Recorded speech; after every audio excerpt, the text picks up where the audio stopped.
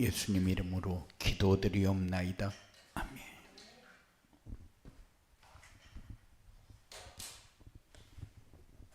하나님은 말씀을 주시고 그 말씀을 성취하시는 하나님.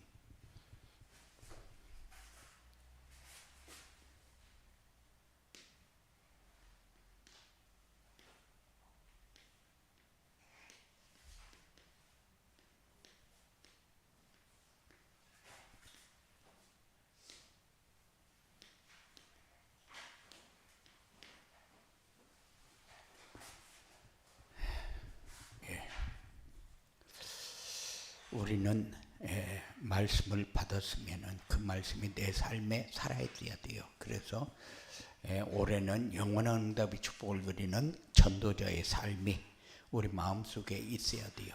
왜냐? 하나님은 우리를 말씀으로 함께하고 말씀으로 인도하고 말씀으로 역사하기 때문에. 그래서 하나님이 함께하는 증거를 어떻게 말할 수 있느냐? 하나님이 함께하는 증거는 내가 말씀을 붙들고 있는지 붙들고 있지 않은지로 확인하면 돼요. 그래서 모든 시간 속에 하나님이 함께하는구나. 하나님이 함께해도 하나님이 함께하는 것을 느끼지 못하고 누리지 못하는데, 우리는 말씀을 붙잡고 있어야 하나님이 함께하고 하나님이 인도하고 하나님이 역사하는 것을 항상 내 삶 속에서 확인할 수가 있게 되어지니까, 그래서 그 말씀에 놓치지 않는 그런 삶이 여러분들에게 되어지기 바랍니다.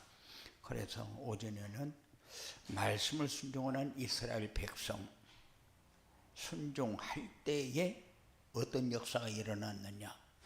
순종할 때에 가나안의 축복을, 가나안 땅을 제비 뽑아서 나누어 갖게 되었고, 부지 중에 살인한 자들이 피할 수 있도록 곳곳에 도피성을 주었고, 자신들의 땅을 레위인들이 거처할 수 있는 성읍과 목초지를 나누어 주는, 이게 어떤 면으로 보면은 그냥 그런 것 같은데 그렇잖아요.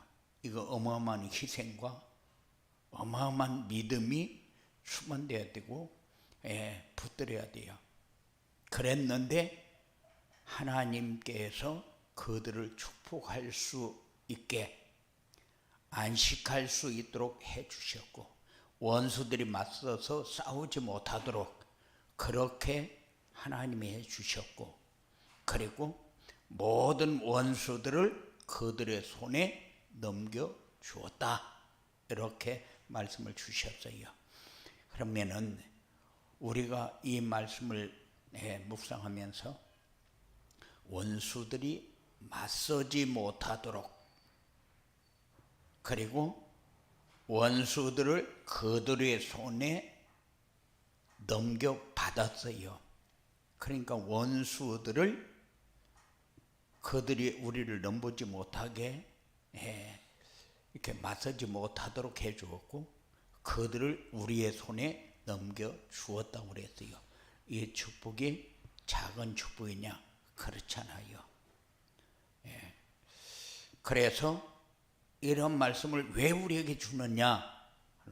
우리도 이스라엘 백성들처럼 하나님의 말씀에 순종해서 살아라. 그러면은 그들이 받았던 축복을 너희들도 확인하면서 누릴 수 있게 되어진다. 그래서 우리가 지금 전도자의 삶을 지속하고 있는데, 전도자의 삶을 살면은 하나님의 말씀에 순종하며 사는 것이다. 그래서 전도자의 삶을 놓치지 마라. 전도자의 삶을 살면은 말씀에 순종이 되게 되어 있다. 내가 말씀에 순종하려고 해서 되느냐? 아니요. 순종이 되어지는 거죠. 그래서 이런 응답을 우리가 늘 확인하면서 살아야 돼요. 이스라엘 백성들이 받은 축복이 뭐냐? 받은 축복이 하나님이 주신 말씀을 이렇게 순종을 했는데 원수들이 맞서지 못하도록 하나님이 정리 싹 해버렸어요. 그리고 그들을 우리의 손에 다 넘겨주었어요. 그러면은 그 축복을 우리가 하나하나 헤아려 나가면은 무궁무진한 건데, 그거를 그냥 듣고 아 그랬구나 하고 넘어가 버리면은 우리에게도 아무 소용이 없어요. 그래서 하나님이 우리에게 이스라엘 백성들이 받았던 거 아니야, 너희들도 이렇게 축복을 받을 수 있도록 순종하면서 살아라. 그렇게 할 때 우리는 뭐만 있어요? 잡고 아멘만 있어요. 그래서 잡고 아멘이 뭡니까? 전도자의 삶이요.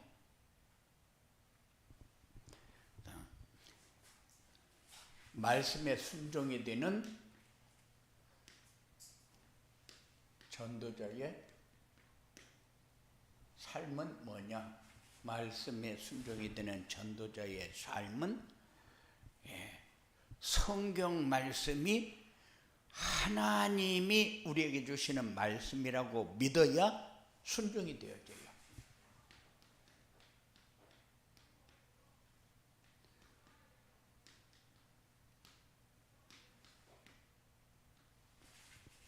그렇지 않으면은 하나님의 말씀을 듣고 지나가는 그런 말씀으로 들어버리면은 아무것도 우리에게 되어지는 것은 없어요.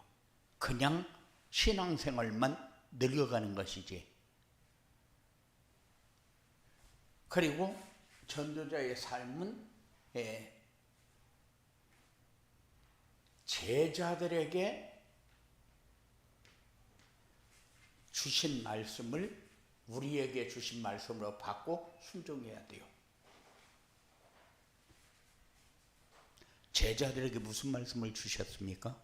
제자들에게 언약과 미션과 비전의 말씀을 주셨어요. 감람산의 미션, 갈보리산의 언약, 마가 다락방의 성령 충만, 증인. 언약으로 주었잖아요. 언약으로 주었는데 이 사람들은 왜 지금까지 내려오는 세대에 이 사람들의 이름이 거론되느냐? 어떤 사람은 그래요. 왜 사도신경은 앞에 있고 주기도문은 뒤에 있어가지고 맨날 희생당하고 끝나는 데만 쓰게 되어 있느냐? 그래서 어떤 사람은 주기도문을 하고 예배 시작하기도 하고 이런 데도 있어요. 그거는 내가 생각할 적에는 아주 아닌 소리를 하고 있어요. 성경에 한자만 들어가도 그게 어마어마한 축복인데, 그런데 뒤에 들어가고 앞에 들어가고 그게 중요합니까? 그런데 우리가 예배 시작할 때 왜 신앙 고백을 드리냐? 먼저 내가 신앙 고백을 통해서 내가 뭘 가지고 하나님 앞에 고백하고 예배를 드릴 것이냐, 그게 중요하잖아요. 그런데 주기도문을 앞에 외고 나서 그러고 나서 왜 주기도문만 나중에 해가지고 희생식이냐, 그렇게 얘기하는 사람, 나는 그런 게 이해가 안 돼요. 그런데 갈보리산에서 주신 언약, 감람산의 미션, 마가다락방의 성령 충만한 증인, 분명히 제자들에게 주신 말씀이지만은 우리가 순종하면서 받아야 할 말씀. 그리고 우리는 강단에서 선포되는 말씀을 하나님이 그 주 우리가 붙잡아야 할 말씀을 하나님이 강단을 통해서 주시기 때문에 우리는 이 사실을 붙잡지 않으면은 한 주간 동안 기준이 나요. 내가 원하는 대로 살아야 되고 나에게 필요한 것을 위해서 살아야 되고, 그러다 보니까 하나님하고 나하고는 관계가 그만큼 소홀해지고 너무 멀게 느껴지는 거죠. 그러니까는 선포된 말씀에는 뭐가 있느냐? 선포된 말씀에는 언약과 미션과 비전이 있다. 그러면은 선포된 말씀을 정시 예배를 통해서 언약과 미션과 비전을 잡아라. 날마다 말씀을 묵상하게 되면은 날마다 우리에게 주시는 응답의 분량이 달라지게 되고 응답의 모습도 다르게 나타납니다. 그래서 강단을 통해서는 항상 언약과 미션과 비전이 선포되지 않으면은 강단 말씀이 그렇게 중요하지 않아요. 왜냐? 강단 말씀은 은혜 받으라고 주는 말씀이 아니고 한 주간 동안 내가 붙잡고 삶에서 적용되어져야 할 말씀이기 때문에, 그래서 강단에서 말씀이 좋은 말씀이 아무리 선포돼도 언약이 빠져버리면은 그거는 내용이 없는 거죠. 은혜 받아가 됩니까? 언약을 붙잡아야지. 그래서 내가 아는 친구가 어디를 갔는데 교회도 크고 성도들도 많이 모이고 그런데 아무리 들으려고 해도 언약이 안 나오더라는 거예요. 그래도 성도들은 아멘 아멘 했었는데 무슨 말씀을 어떻게 잡으라고 저렇게 말씀을 정리를 하는지 막 이해가 안 된대요. 어떤 부흥사는 와가지고 막 성령 받으라 하면서 막 메시지 하다가 찬양 부르고 막 가스펠송 부르고 막 그렇게 하는데 내용도 없는데 사람들이 모이는 것 보니까 참 신기하더라는 거예요. 그런데 강단에서는 언제든지 언약과 미션과 비전이 항상 선포되어져야 한 주간 동안 사는데 내가 해야 할 일이 무엇인가, 어느 길로 무엇을 위해서 가야 할 것인가, 뭘 가지고 가야 할 것인가, 그러면은 내가 그렇게 갔을 때 나에게 오아지는 응답은 무엇인가, 그것이 분명하게 성도들에게 붙잡아져야 돼요. 그게 아니면은 말씀은 다 들었는데 결국 가서 내가 무엇으로 승리할 것인가, 이게 세상에서 헤쳐나갈 방법이 없어져 버리는 거죠. 그리고 말씀에 순종이 되는 전도자의 삶을 살려면 어떻게 해야 되느냐? 전도자의 삶을 살려면은 하나님은 말씀을 주고 말씀을 성취하시는 분이심을 믿어야 돼요. 믿어야 순종하게 되어 있고, 믿어야 응답이 오게 되어 있고, 믿어야 역사가 일어나죠. 분명히 하나님은 언약을 주시고 언약을 성취하지, 언약을 안 주시고 언약을 성취하시는 분이 아니요. 그러니까 메시아를 보내주겠다 약속했는데 그리스도가 왔어요. 언약을 주셨고 이루시는 하나님, 가나안 땅을 주셨고 정복하도록 하나님이 인도하고 하나님이 다 싸우고 하나님이 역사했어요. 주시고 이루시는 하나님, 보혜사 성령을 제자들에게 약속을 했어요. 그리고 오순절날 역사 일어났지 않습니까? 그래, 하나님은 언약을 주시고 언약을 이루시는 하나님이 사실이라면은 우리는 안 믿으면 안 믿는 만큼 자기가 손해지 하나님이 역사하지 않는 것이 아닌데, 우리는 이 사실을 붙들어야 돼요.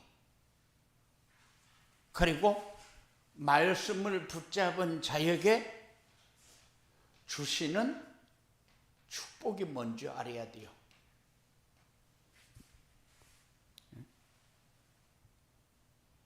하나님은 말씀을 붙잡은 자에게 뭐라고 그랬어요? 45절에 대적할 자가 없게 하고 그들을 우리 손에 넘겨주겠다고 그랬어요. 그러면은 우리가 삶을 사는데 세상에서 힘들고 고달프고 그런 겁니까? 아니죠. 그런데 하나님은 뭐라고 얘기합니까? 우리에게 다른 사람보다도 뛰어나게 하겠다. 그러면은 하나님의 명령을 지켜 행하는데 다른 사람보다도 못하게 하겠다. 하나님은 그렇게 역사하지 않지요. 그리고 부모를 공경하라 그리하면은 제자가 되고 장수하리라. 어떤 사람은 오래 사는 것이 복이다. 근데 오래 살면 뭐하냐? 빨리 죽는 것이 복이다. 빨리 죽는 것도 복이 아니고 오래 사는 것도 복이 아니요. 그럼 뭐가 복입니까? 하나님 안에 말씀 가지고 사는 게 복이요. 언약을 붙잡고 언약의 삶을 사는 게 복이고, 언약을 놓치고 사는 것은 아무리 오래 살아도 그거는 결국 사단의 종로를 타고 사단이 역사하는 속에서 결국 망하는 길로 갈 수밖에 없는 거죠. 그리고 우리가 그냥 얘기하지만은 제자 이렇게 할 때에 참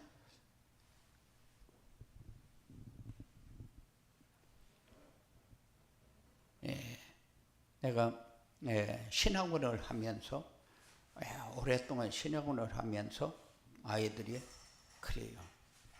나는 목사님의 제자가 되겠다고. 이 하은이도 목사님의 제자가 되겠다고 그랬는데 몰라요. 권예빈이는 목사님 제자가 안 되겠다고 했는가 모르겠는데 권예빈 그지? 제자가 되겠다는 사람 많잖아, 그지? 그런데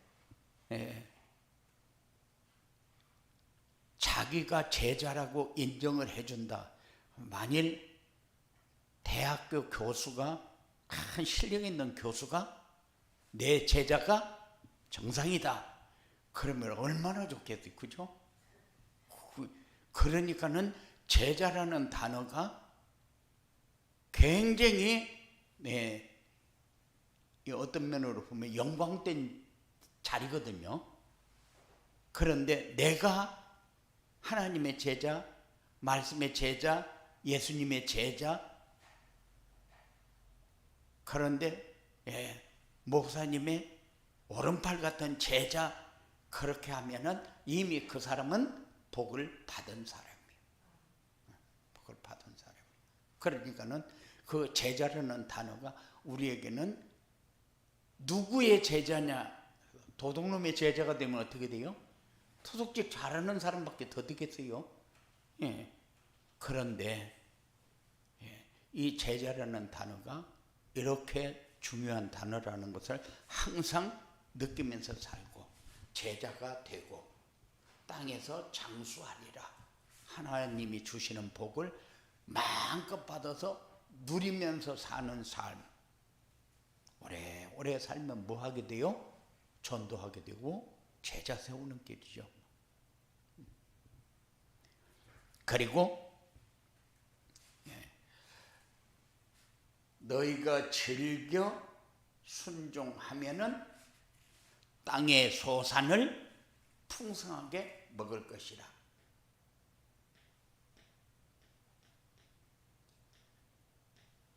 땅의 소산을 누리게 되어 있어요. 그리고 하나님은 말씀으로 함께하고 말씀으로 인도하기 때문에 인도 잘 받으세요. 그러면은 마치 막연하게 들리는 것처럼 우리 그렇게 생각할 때 많거든요. 인도 잘 받으세요. 어떤 상황이 오면은 인도 잘 받으세요. 그러면은 그 말이 무슨 말이요? 한 주간 주신 말씀 놓치지 말고 따라가면은 거기 해결책이 다 있다 그 말이잖아요. 그런데 인도 잘 받으세요. 그러면은 말을 책임감도 없이 말을 막연하게 준 것처럼 우리가 그렇게 착각할 때가 많아요. 그런데 절대 그렇지 않다는 거. 그래. 뭐 말이요? 어떤 일을 만나게 되면은 말씀 놓치지 말고 말씀 따라가라 그 말이잖아요. 그런데 우리는 하나님이 함께 하면은 안 될 것이 없다. 모자란 것이 없다. 갖지 않아도 모자란 것이 없고 다 주어도 모자라는 것이 없다. 하나님이 함께 하면은. 그런데 하나님이 함께하는 증거가 어디 있어요? 말씀에 있잖아요. 그러니까는 전도자의 삶은 아무리 강조를 해도 모자라요. 왜냐? 말씀을 붙잡고 사는 것만이 다니까. 그것보다 더 큰 것이 있느냐? 없어요. 사무엘에게도 여호와 하나님이 나타나셨고, 다윗도 주의 종에게 알게 하셨나이다. 이렇게 고백을 하거든요. 그리고 시편 기자는 뭐라고 합니까? 주의 말씀은 내 발의 등이요 내 길의 빛이니이다. 우리가 사무엘에게 나타났던 하나님, 다윗에게 나타났던 하나님, 시편 기자가 말했던 그 하나님 어디에 있어요? 말씀 속에 있잖아요. 그 하나님이 지금 역사하고 있는데 말씀을 통해서 역사하잖아요. 그래서 하나님이 얼마큼 확실하게 하느냐, 다 주어놓고 이렇게 해라, 이렇게 해라, 이렇게 해라 하고 다 짚어주거든요. 짚어주는데도 우리는 나가면은 나여 하고 기준이 나요. 그러다 보니까 하나님이 함께하는 것도 놓치고 하나님이 인도하는 것도 놓치고 하나님이 역사하는 것도 놓치잖아요.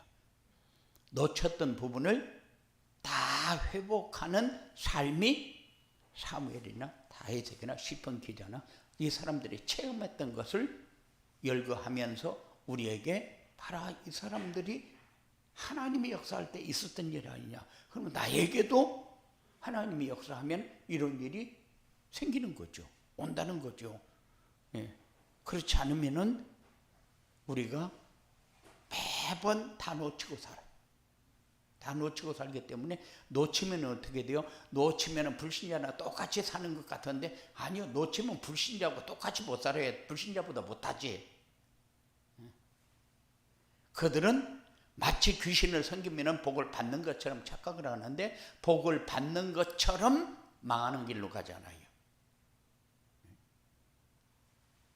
그런데도 그들은 귀신을 안 섬기면 죽는 줄 알아요. 죽는 줄 알아요. 그러니 무당들이 얼마큼 대단하냐. 귀신 안 섬기면 그 사람들은 죽는 거예요. 죽는 줄 알아요.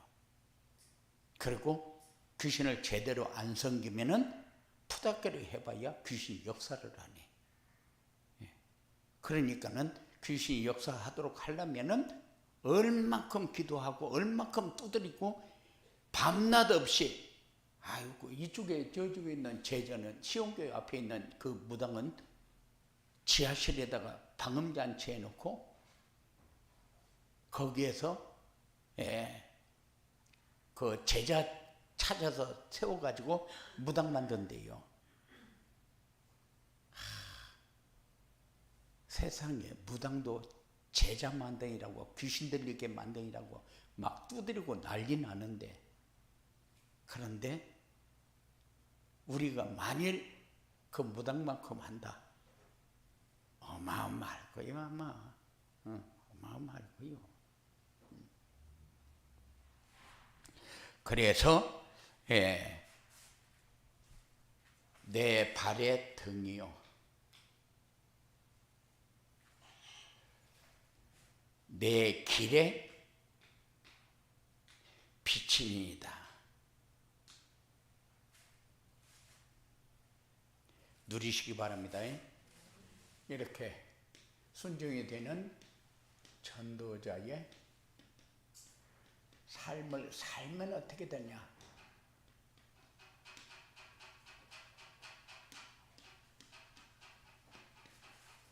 순종이 되는 전도자의 삶을 살면은 내가 어디를 가나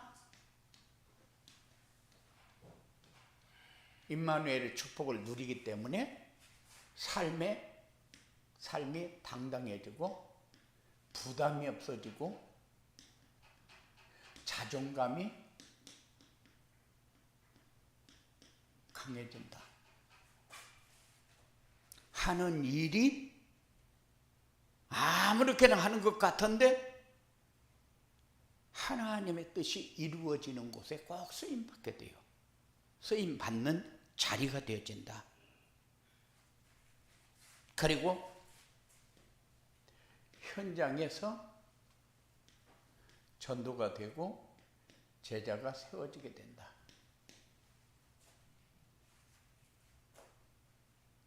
그래, 이 말은 무슨 말이요? 정복이 되어진다. 역사가 이루어진다. 누림이 풍성해진다.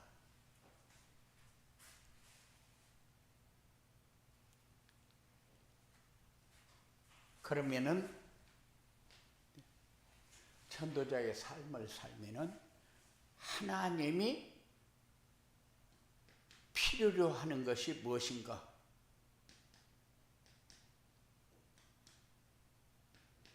이해가 되고, 하나님이 필요로 하는 것이 우리는 무리인 것 같아요. 왜? 나는 해도 못 따라가니까. 그런데 하나님이 하는 것이 이해가 되어지고 하나님이 하는 것에 순종이 되어지면은 삶에서 증거가 일어날 수밖에 없다. 이런 응답이 여러분들에게 많이 일어나게 되어지는 이런 축복이 있어지기 바랍니다. 고마우신 아버지.